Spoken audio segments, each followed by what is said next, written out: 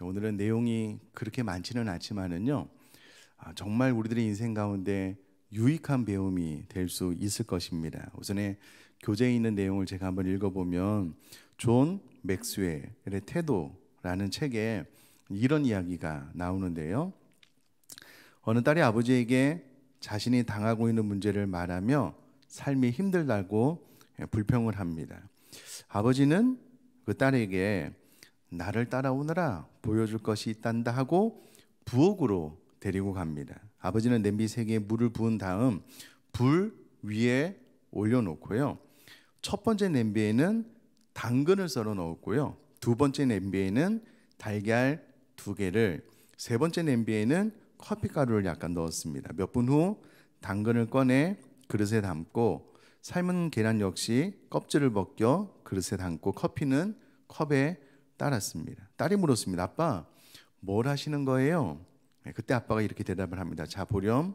처음에 딱딱했던 당근은 흐물흐물해졌어. 반면 깨지기 쉬운 달걀은 더욱 단단해졌단다. 커피는 어떠니? 커피는 물을 더 값진 것으로 바꾸었단다.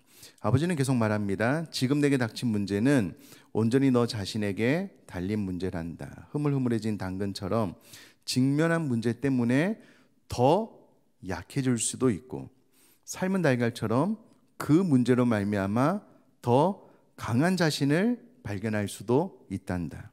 아니면 커피처럼 문제를 아예 자신에게 유익한 기회로 바꿀 수도 있어. 선택은 바로 너 자신이 하는 거란다.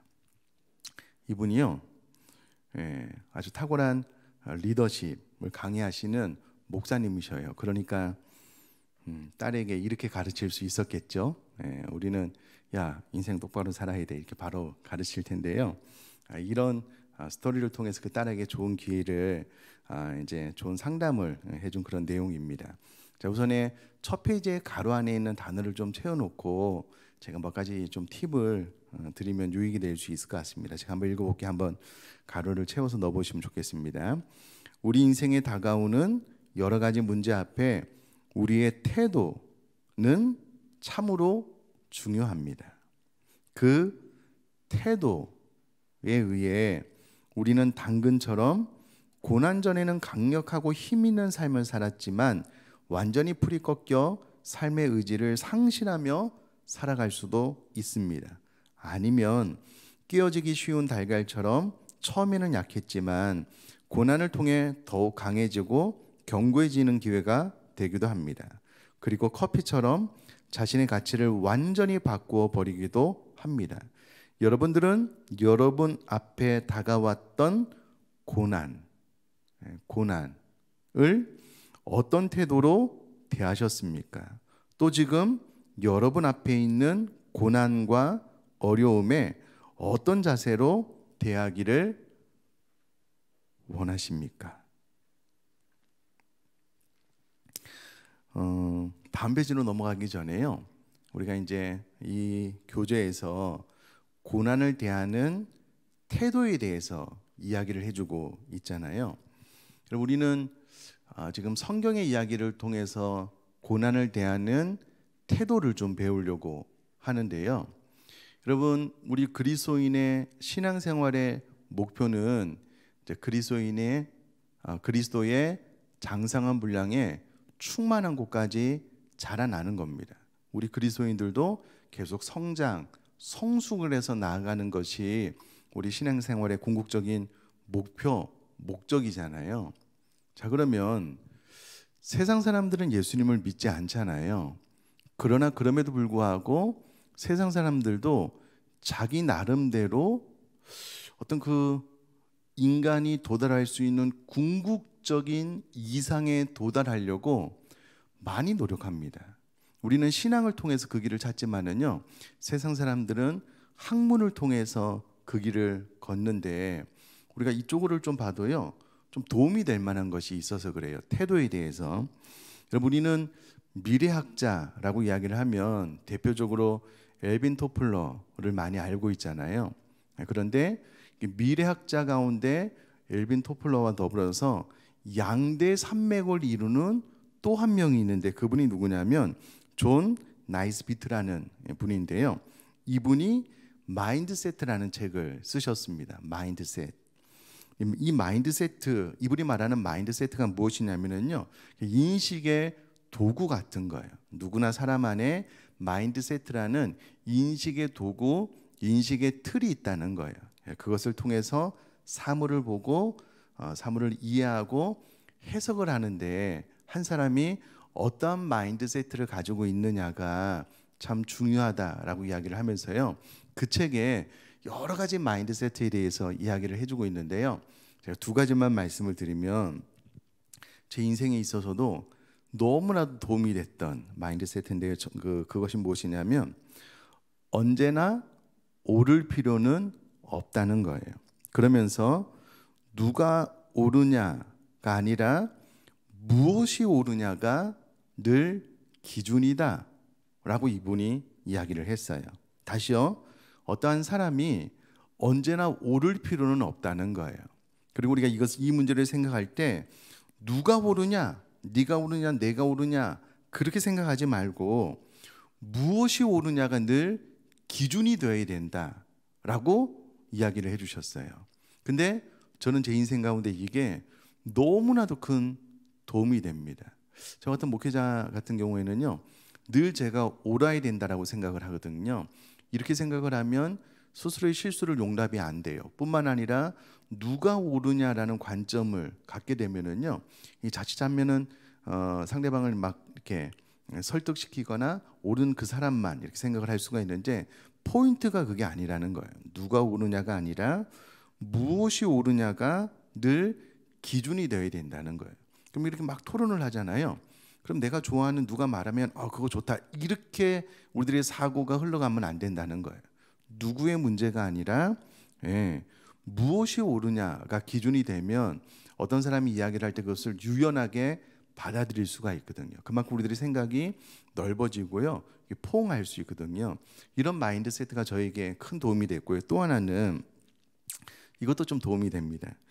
기대했던 일은 언제나 더디게 일어난다. 나의 기대보다 더 긴 시간이 필요하다. 이분이 이렇게 이야기를 했어요.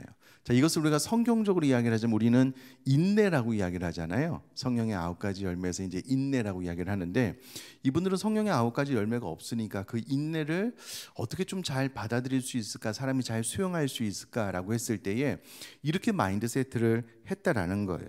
기대했던 일은 언제나 더디게 일어난다. 이렇게 마인드세트를 딱 가지고 있으면은요, 내가 무엇인가에 대한 간절한 마음으로 정말 간절히 원하지만 그러면서 생각을 하는 거예요. 우리들의 인생사가 언제나 내가 기대했던 것보다 더 더디게 일어나더라. 이 마인드세트가 있으면은요, 조급해하지 않는 거예요. 우리들의 인생이 내가 원래 기대했던 것보다 더 더디게 일어나기 때문에 좀 더 시간이 걸리는구나. 이제 이런 쪽으로 인내를 개발시켜 나가는 거죠. 근데 저 같은 경우에는 이런 관점을 갖게 되어서 참 도움이 많이 됐습니다. 자, 마찬가지로 우리가 이제 광야를 배우게 될 텐데요, 광야를 바라보는 태도, 광야를 바라보는 관점과 태도를 어떻게 갖느냐에 따라서 우리 모두가 이 광야를 잘 해석하고 또 광야를 잘 넘어갈 수 있거든요. 그래서 이제 이와 같은 우리들의 정신세계 가운데 이와 같은 오픈마인드, 또 마인드세트가 도움이 된다면 내가 광야를 바라볼 때에 어떤 이해가 있으면 도움이 되는지, 이제 그런 관점으로 오늘 성경을 공부를 해보는 것도 아마 유익이 될 수 있을 것 같습니다. 자, 그러면 우선에 광야가 어떤 것이냐라고 했을 때에 성경 몇 곳을 좀 찾아보면은요, 출애굽기 15장 22절 말씀 읽어보면은요, 모세가 홍해에서 이스라엘을 인도하며 그들이 나와서 수르 광야로 들어가서 거기서 사흘길을 걸었으나 물을 얻지 못하고. 광야가 어떤 곳이냐? 물을 얻지 못하는 곳이래요. 여러분, 사람이 그 목마름의 문제를 해결하지 않으면 죽잖아요. 그런데 광야는 물을 얻지 못하는 곳이 광야래요. 다른 말로 광야, 어둠의 터널이다라고 이야기를 할 수 있는데, 광야에 대한 이미지를 생각을 할 때 참 척박하고 어려운 것인데 물을 얻지 못하는 곳이다라고 생각을 하시면 되겠고요. 또 하나는요, 출애굽기 16장 3절 말씀 보면은요, 이스라엘 자손이 그들에게 이르되 우리가 애굽 땅에서 고기 가마 곁에 앉아 있던 때와 떡을 배불리 먹던 때에 여호와의 손에 죽었더라면 좋았을 것을 너희가 이 광야로 우리를 인도해 내어 이 온 회중이 줄여 죽게 하는도다. 광야는 또한 음식을 구할 수 없는 곳입니다. 음식을 얻을 수 없는 곳이 광야예요. 그러니까 너무나도 척박한 땅, 물, 음식을 먹지 못함으로 죽음의 위기를 맞이할 수 있는, 그리고 이런 상징적인 표현을 통해서 우리 인생 가운데 필요한 모든 것들을 잘 얻지 못하는, 뒤집어서 이야기하면 오직 하나님만을 바라보고 하나님만을 의지할 수밖에 없는 공간이 바로 광야라고 성경은 이야기를 하고 있다는 것이고요. 이 두 가지를 합쳐서 민수기 21장 5절 말씀을 읽어보니까는요, 백성이 하나님과 모세를 향하여 원망하되 어찌하여 우리를 애굽에서 인도해 내어 이 광야에서 죽게 하는가? 이곳에는 먹을 것도 없고 물도 없도다. 우리 마음이 이 하찮은 음식을 싫어하노라 하매. 먹을 것도 없고 물도 없는 곳, 죽을 수 있는 곳, 인간이 살아가면서 가장 힘들다, 어렵다라고 말하는 곳이 바로 광야라는 곳입니다. 그런데 또 반대로 그렇기 때문에 신명기 8장 15절에 보니까는요, 너를 인도하여 그 광대하고 위험한 광야 곧 불뱀과 정갈이 있고 물이 없는 간조한 땅을 지나게 하셨으며 또 너를 위하여 단단한 반석에서 물을 내셨으며. 여러분, 단단한 반석에서 물을 얻을 수 있는 곳이 또 광야입니다.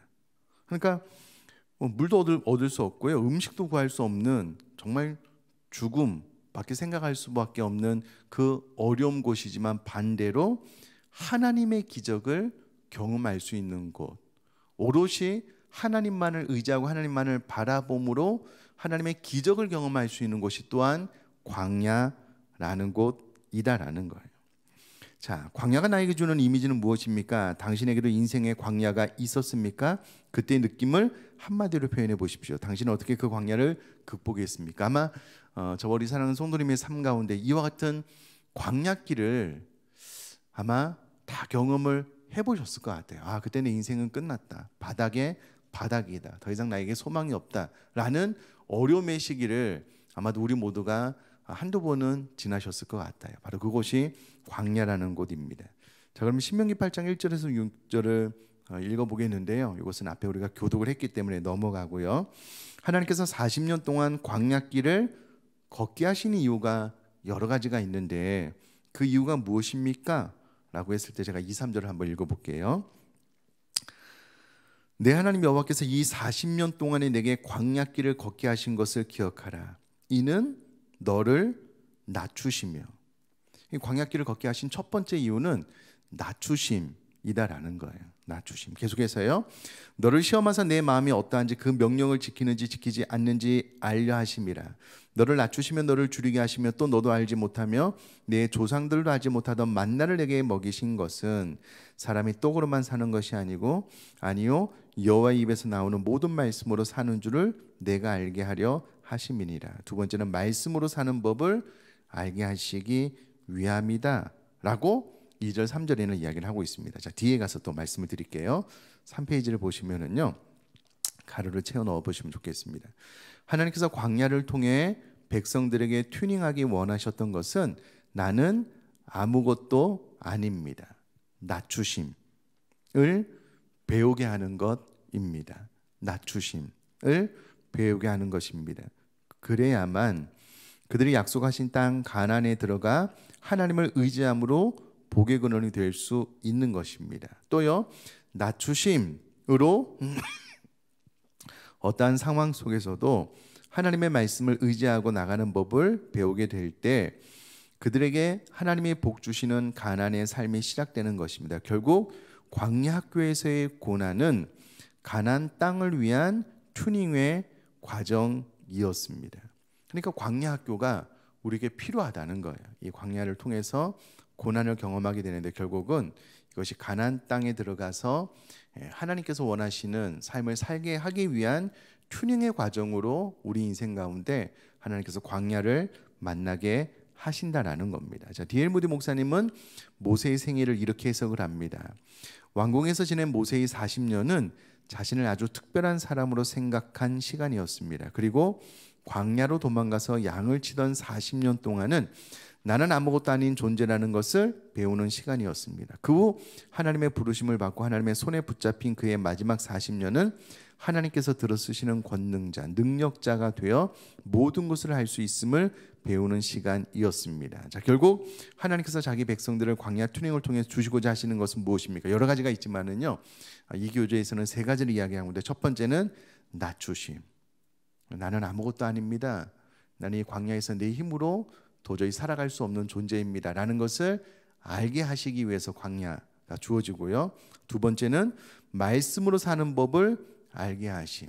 사람이 떡으로만 사는 것이 아니고요, 하나님의 말씀으로 순종할 때에 우리는 비로소 이 땅에서 삶을 살게 된다는 것을 알게 하시기 위해서 하나님께서 우리 인생 가운데 광야를 주신다는 거예요. 세 번째, 그를 경외하는 삶을 알게 하시기 위해서 광야를 주시고요, 광야를 통과하면서 우리는 광야 튜닝을 받게 됩니다. 자, 이 저를 한번 보시면은요, 이렇게 흘려듣지 말아야 될 것이 무엇이냐면, 여러분, 우리가 우리 인생을 살아가는 동안에 첫 번째 반드시 기억해야 될 것이 무엇이냐면, 나는 아무것도 아닙니다. 나는 내 힘으로 내 인생을 단 한순간도 살아갈 수 없는 자입니다. 여러분, 우리가 다 아파 보셨잖아요. 저도 아프면은요, 이 침 한 모금 삼키는 것도 제 의지로 안 돼요. 안 되더라고요. 그러니까 이 모든 것들이 내 능력을 벗어나는 일이고, 우리가 일상을 살아가는 모든 것들은 하나님의 은혜입니다 라고 고백하는 사람이 진짜 낮아짐을 경험한 사람들의 삶이고요. 이런 사람들은 광야를 지내면서 너무나도 정확하게 알았기 때문에, 내가 아무리 노력하고는 인생을 발버둥 쳐봐도 내가 그렇게 수고하고 애쓰는 떡을 얻기 위한 삶도 그것으로 내 인생이 사라지는 것이 아니구나, 오직 말씀으로 사는 것이구나 라는 것을 깨닫기 위해서 광야를 허락해 주셨고요. 우리가 제대로 된 광야 튜닝을 받으면은요, 이것을 알아요. 근데 여러분 잘 보시면 이것을 안다라고 고백하시는 분들 가운데 여전히 그의 인생의 주가 먹을 것이 되어 있는 분들이 많아요. 이것을 위해서 주일도 포기하고, 이것을 위해서 신앙도 좀 내려놓고요, 돈을 찾아서, 신앙이 있음에도 불구하고 그런 삶을 사시는 분은 아직도 사람이 그래도 떡이 있어야 산다라고 생각하는 영역에 있는 분들이에요. 그러나 우리가 광야 튜닝을 다 지나가게 되면은요, 그런 것도 나에게 필요하긴 하지만, 그러나 반석에서 물을 내시는 하나님을 내가 경험했으므로 나는 말씀으로 살아가면 하나님께서 광야에서 길을 내시고 하나님께서 반석에서 물을 내신다라고 고백하는 사람들이 광야를 통해서 튜닝을 잘 받은 사람들에게 나오는 고백이다라는 거예요. 세 번째, 그를 경외하는 삶. 무엇보다도 하나님을 경외하는 것이 지혜의 근본이고 그것이 내 삶의 이유다라는 것을 이제 광야의 여정을 통해서 튜닝이 잘 된 사람들은 이와 같은 것을 알고 고백하고 추구하게 된다라는 거예요. 그래서 광야 튜닝의 결론은요, 하나님의 축복입니다. 하나님의 축복. 계속해서요, 약속 땅 가나안을 주시는 것입니다. 모자람도 부족함도 없는 하나님의 은혜를 주시려는 계획이 그곳에 있었습니다. 지금 우리가 당하는 고난의 뒤에는 하나님이 우리를 위해 준비하신 축복과 약속이 있다는 것을 기억해야 합니다. 여러분, 이번에 대신방을 통해서 이제 기도하면서 하나님 주신 말씀을 이렇게 나누잖아요. 그러면 저도 참 많은 은혜를 받아요. 많은 은혜를 받아요. 이번에 신방하는 가운데 여러 가지 은혜가 되는 많은 말씀을 나누고 있는데요.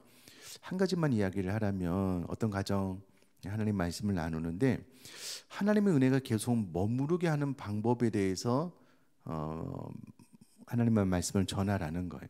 그럼 하나님의 은혜가 내 삶 가운데 계속해서 머무는 방법이 무엇이냐면, 사도 바울이 나는 죄인 중에 괴수입니다 라고 고백했던 것처럼, 정말 나에 대한 인식이 나는 죄인 중에 괴수입니다라는 것을 잊지 않고 늘 하나님 앞에 나올 때마다 그렇게 고백할 수만 있다면 하나님의 은혜는 마르지 않고 부어지게 될 것입니다. 이런 말씀을 전했거든요. 그게 저에게 너무나도 유익이 되더라고요. 은혜가 되더라고요. 낮추심 같은 맥락입니다. 나는 죄인 중에 괴수입니다. 나는 하나님의 은혜가 없으면 단 한순간도 살아갈 수 없습니다. 라는 낮아짐 가운데 있는 분들은요, 하나님의 은혜가 메마르지 않아요. 왜냐하면 이렇게 고백하시는 분들은 내가 호흡하고 사랑하는 모든 순간들이 하나님께서 은혜로 나에게 주신 것인 줄 아는 분들이거든요.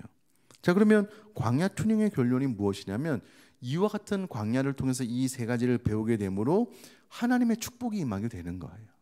그런 삶 뿐만 아니라 이후로 내 인생 가운데, 여러분, 광야는 한 번만 만나는 것은 아닙니다. 계속해서 더 큰 산이 있는 것처럼 더 큰, 더 넓은, 더 혹독한 광야를 만날 텐데, 그때마다 처음에는 하나님 나 죽겠습니다 이렇게 그 광야를 대했다면, 이제는 이 광야를 통해서 하나님께서 나를 더 연단시키셔서 나에게 복 주시기 위함이구나 라는 것으로 이해를 해서 광야를 힘든 곳이지만, 어려운 곳이지만 보다 더 은혜스럽게 통과할 수 있거든요.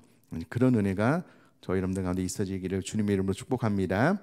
자, 계속해서 그 고난이 어떤 사람에게는 실직, 시험의 불합격, 사랑하는 사람의 상실, 물질적인 고통, 병으로 인한 괴로움, 자녀 문제 등의 고난으로 경험했을 것이고, 또 지금 그 고난 앞에 서 있는 분도 있을 것입니다. 살다 보면 우리 모든 사람은 인생 앞에 광야가 없을 수 없습니다. 계속해서 광야를 만나게 될 것입니다. 또 계속해서요, 배를 타고 갈릴리 호수를 건너가던 제자들 앞에 강풍이 다가온 것처럼 우리 인생도 예상하지 못한 순간에 강풍과 광야로 인해 고통을 맞이합니다. 그러나 그 광야의 고난이 단순히 고통으로 끝나게 해서는 안 된다는 거예요. 앞에 우리가 들었던 예화처럼 당근이 처음에는 딱딱했는데 끓는 물 속에 넣으니까는요, 흐물흐물해지는 거예요. 우리는 이런 고통을 만남으로써 우리 영혼이 상실감, 또 피폐해져 가지고요, 처음에는 단단한 영혼을 가졌는데 이런 광야를 만나면서 흐물흐물해지면 안 된다는 거예요. 오히려 더 이 광야를 통해서 우리가 하나님의 은혜를 경험을 해야 될 텐데, 자, 그래서 계속해서요, 그 가루를 채워 보시면은요, 광야에서 우리를 향한 하나님의 손길을 경험해야 합니다. 광야를 만나서 나 힘들어 죽겠습니다 이렇게만 되어서는 안 된다는 거예요. 하나님의 손길을 경험해야 되는데, 광야에서 길을 내시고, 광야라는 곳은 길이 없는 곳인데 하나님께서 광야에서 길을 내시는 것을 경험하고요, 사막에서 강을 만드시는 하나님의 은혜를 보아야 합니다. 그것이 바로 하나님이 우리를 광야로 이끄신 목적입니다. 어쩌면 광야의 삶 뒤에 있는 약속의 땅도 중요하지만, 지금 광야 속에 하나님의 손길에 주목할 수 있다면 우리는 더 큰 감격과 기쁨을 누릴 수 있습니다. 아멘. 자, 저를 한번 봐주시면은요, 우리가 누구도 예 없이 광야를 만나요. 교제에 있는 것처럼 그 광야가 사람들마다 다 다르게 경험이 되어져요. 어떤 분은 실직, 사랑하는 사람의 상실, 물질적인 고통, 병으로 인한 괴로움, 자녀 문제, 이와 같은 일들을 다 경험하는데요. 저 같은 경우는 이제 목사잖아요. 평생 성도님들을 만나서 성도님들을 섬겨야 되기 때문에, 특별히 저 같은 목회자는 사람으로 인한 광야를 자주 만나는 것 같아요. 제가 이제 설교 시간에도 말씀드렸다시피, 이게 살다가 좀 너무 상식선에서 이해가 되지 않는 사람을 만나면 진짜 힘들더라고요. 이제 군대에 있을 때 이제 그런 고참을 만났는데요, 너무 힘들더라고요. 그래서 이제 주업회에 들어가서 수요일마다 이제 그 연대 목사님이 들어올 수가 없어서, 고모 목사님이 들어올 수가 없어서 수요일마다 가서 이제 제가 이제 말씀을 전했거든요. 이제 대대 군종이었기 때문에. 전에도 이제 자주 말씀을 드렸다시피, 거기서 기타를 치는 고참이 너무 이상한 분이에요. 너무 이상한 분이에요. 하여튼 너무 상식적이지 않아요. 하여튼 예를 들면 주업회에 들어가면 막 총을 들고 있잖아요. 그 살벌한데 뜬금없이 책을 읽으라는 거예요. 그는 이제 주업회 밖에서도 제가 군대 생활할 때는 상상도 못하는 일이었거든요. 너무 낯설으니까 눈치만 보고 이렇게 안 보고 있는데 막 때리려고 하는데, 책 보라고. 그래서 이게 뭐지? 주업회들은 그런가 보다라고 이제 책을 읽었는데, 그날 저녁에 불려 나가서 맞는 거예요. 왜 책 읽었냐고. 본인이 읽으라 그랬는데. 좀 이상한 분이에요. 근데 이제 제가 이제 수요일 날 설교를 하러 가면 여러 가지 설교를 할 거잖아요. 뭐 사랑에 대해서 설교를 하면, 용서에 대해서 설교를 하면, 그분이 기타를 치고 있는데 제일 앞에 앉아 있어요. 제일 앞에서 저를 봐요. 제가 설교하면 또 눈이 마주쳐요. 이분을 제가 용서하지 않으면 군종을 못 하겠는 거예요. 이분을 사랑하지 않으면 군종을 못 하겠는 거예요. 그래서 포기하려고도 했습니다. 이제 연대에서 목사님 오시면 나는 도저히 못 하겠다고, 안 될 것 같다고. 너무 가식적이잖아요. 제 안에 용서가 안 되는데 막 용서하라고 설교를 하고, 막 사랑이 안 되는데 사랑하라고 설교하면 막 제 자아가 분열이 되는 것 같아요. 그래서 포기하려고 그랬거든요. 근데 또 하나님의 부르심이 또 그게 아니잖아요. 또 많은 영혼들이 있으니까. 그럼 어떻게 해야 되냐면요, 결국 용서와 사랑을 하나님 앞에 구해야 돼요. 이게 부어져야지만, 이분을 뛰어넘어야지만 군종의 사역을 할 수 있는 거예요. 정상적인. 이제 이런 광야를 한번 통과하고 나니까는요, 이제 좀 자신감이 생긴 거예요.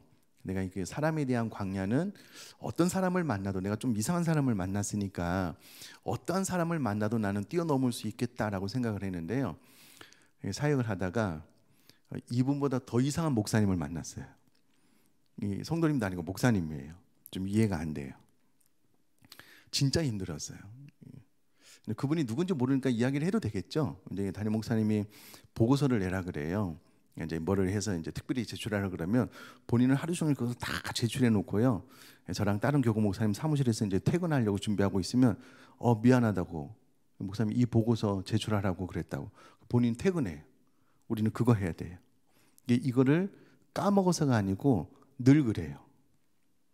그런 분이랑 같이 사역을 하는 게 참 쉽지가 않더라고요. 이제 예를 들면 그렇고요.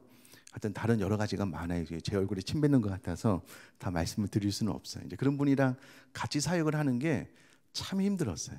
어렵더라고요. 근데 이제 군대에 있을 때 이제 그런 경험을 했으니까, 하나님께서 나에게 허락하신 광야구나. 내가 이것을 또 뛰어넘어야 되는 부분이 있구나라고 생각을 하고 잘 순응해서 가려고 노력을 했는데 진짜 어렵더라고요. 진짜 어려워요. 그래도 초창기 때는 막 왜 그러시냐고 이렇게 좀 다투게 됐는데, 나중에는 그 흐름을 타게 되더라고요. 이제 이게 막 사람을 무시하거나 그렇게 하지 않고, 가능하면 성경이 말하는 존중을 다 하면서 그렇게 되더라고요. 그러면서 조금씩 커지는 것 같아요. 그러면 훈련이 다 끝난 줄 알았거든요. 또 있어요. 또 있어요. 저 같은 경우는 이제 그런데요, 우리 성도님들은 아마 다른 쪽으로 아마 그런 광야를 많이 만나실 것 같아요.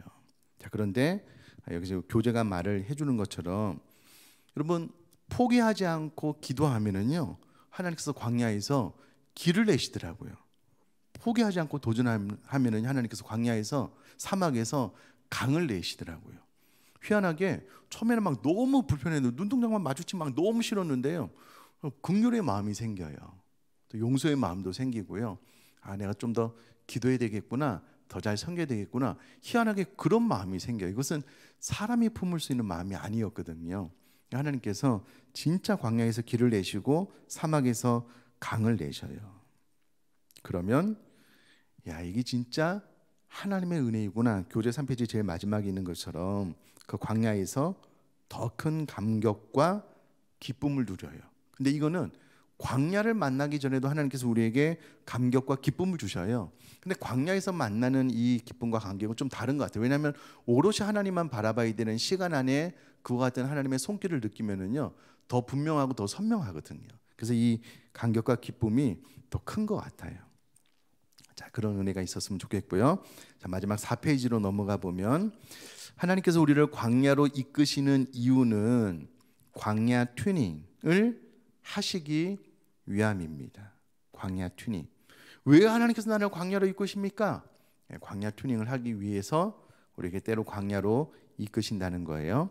하나님께서 말씀으로 아무리 권고하셔도 애굽 땅에서 살아가는 백성들은 깨닫지 못하고 하나님의 말씀을 이해하지도 못합니다. 그래서 하나님은 그들을 광야로 이끌어 내셨습니다. 자, 저를 한번 보시면은요, 그곳에 가야만 배울 수 있는 게 있어요. 예를 들어서 여러분, 제가 이제 동해 바다를 여기서 설명을 할 수 있지만 제 설명이랑 가서 보는 거랑은 완전히 다르잖아요. 이스라엘 백성들이 애굽에 있을 때는 경험하지 못한 하나님을 광야에 가서만 경험할 수 있는 하나님이 있거든요. 그 말입니다. 그 말이에요. 암만 말을 해도 깨닫지 못해요. 그래서 이제 극한 상황 가운데 몰아넣어야지만 내 능력으로 내 인생이 사라지는 게 아니구나, 낮아지게 되고요. 정말 하나님 말씀에 순종해야지만 살 수 있는 거구나, 이제 그런 것도 배우게 되고, 결국 우리 인생의 궁극적인 목적은 하나님을 경외하는 것이구나, 이런 것들을 배우게 되거든요. 그래서 하나님께서 우리를 광야로 이끌어 가셔요. 이끌어 가셔요. 자, 계속해서요. 광야는 이제 마무리하는 시간입니다. 광야는 세상에서 누리는 풍성함과 부유함은 사라지고 고통과 불편함을 느끼는 장소이지만 대신 세상의 소리로부터 자유한 곳입니다. 그 광야에서 세상의 소리가 아닌 하나님의 말씀을 듣고 하나님의 말씀을 따라 사는 법을 가르치시고 오직 하나님 한 분만을 경외하며 사랑하는 것을 알려주시려고 이스라엘 백성들을 인도해 내셨습니다. 그러나 사람들은 또다시 광야의 고통과 불편함을 하소연하며 이스라엘 백성들처럼 원망과 불평으로 인생을 얼룩지게 만들어 버립니다.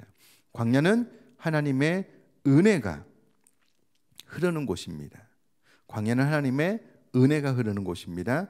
광야는 하나님의 손길과 흔적을 발견하는 곳입니다. 한 번 더요. 광야는 하나님의 손길과 흔적을 발견하는 곳입니다. 그래서 세례 요한은 율법에만 얽매여 하나님을 잊어버리고 살아가는 백성들을 광야로 불러내어 하나님을 그들에게 보여주기를 원했습니다. 광야 튜닝은 우리를 죽이기 위한 곳이 아니라 진정으로 사는 법을 우리에게 알려주시기 위한 하나님의 섭리이며 하나님의 은혜입니다. 이제 우리 인생에서 만나게 되는 광야를 통해서 낮아지고 말씀으로 사랑하는 법과 하나님을 경외하는 것을 배울 수 있기를 바랍니다. 아멘. 자, 마지막으로 이제 한 가지 팁, 또 우리가 또 이 부분을 이해를 했으면 좋겠다 싶은 것이 무엇이냐면요. 그럼 우리 자녀들이 예를 들어서 뭐 운전면허도 그렇고요, 뭐 공무원 시험도 그렇고요, 일정 점수 이상을 받아야지만 패스를 하잖아요. 그 떨어지면 계속 시험을 봐야 되잖아요. 우리가 광야길로 하나님의 이끄심에 따라서 딱 들어가게 되었을 때 그 광야를 통해서 하나님께서 우리에게 가르쳐 주고 싶은 것이 있으셔요.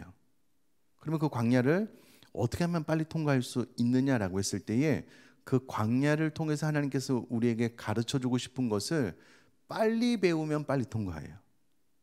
이해가 되시죠? 패스를 했는데 거기 계속 머무를 이유가 없는 거예요. 누가 그러면 어리석은 사람이냐면요, 하나님께서 우리 인생을 광야로 딱 이끄시면 이스라엘 백성들처럼 계속해서 불평하고 원망하는 거예요. 그러면 하나님께서 우리를 더 성숙으로 이끌기 위해서 광야에 더 두셔요. 왜냐하면 우리가 그곳에서 낮아지는 것을 배우기 전까지는 광야를 통과할 수가 없는 거예요. 하나님께서 광야로 우리를 이끄신 목적이 그것이기 때문에. 그러므로 그곳에서 우리가 그 어려움을 빨리 통과하는 방법은요, 빨리 불평과 원망을 멈추는 거예요. 하나님께서 나를 광야로 이끄신 목적이 무엇인지 하나님께 묻는 거예요. 하나님께서 이 광야라는 거대한 통로를 통해서, 어둠의 터널을 통해서 나에게 가르쳐주고 싶은 것을 빨리 알려주시고 제가 그것을 배우겠다고, 내가 순종하겠다고, 그래서 그것을 터득하게 되면은요, 그래도 비교적 빨리 광야를 통과해요. 하나님께 주신 은혜를 누리게 되고요, 또 인생을 살다가 하나님께서 어느 순간 우리를 이렇게 성숙으로 이끄시다가요, 한번 이렇게 덜컥 끌어올리실 때가 있거든요. 그땐 또 광야가 필요해요. 그럼 또 부딪히면 됩니다. 놀라운 것은요, 저도 제 인생을 돌아보면 처음에는 하나님, 우리 집에 이렇게 왜 어려운 일을 주십니까? 신앙이 어릴 때는 왜 하나님 왜 그러십니까? 자꾸 기도를 했는데요, 나중에는요 그런 불평이 잘 안 나와요. 이것을 통해서 내가 더 성장하고 성숙해 되고, 오히려 그 광야를 바라보는 관점이 좀 바뀐 것 같아요. 오히려 하나님의 은혜를 만날 수 있는 곳, 하나님을 더 의지할 수 있는 곳, 또 하나님께 더 매달릴 수 있는 곳으로 광야를 통과하게 되면은요, 이후로 더 거대한 광야를 만나도 마인드셋처럼 이 광야를 바라보는 시선이 바뀌었기 때문에 이제 광야를 통과하는 우리들의 태도 자세가 바뀌어요. 그럼 좀 더 수월하게 편안하게 통과할 수 있고요. 제가 옛날에 읽은 책 가운데 이제 이런 내용이 생각이 나요.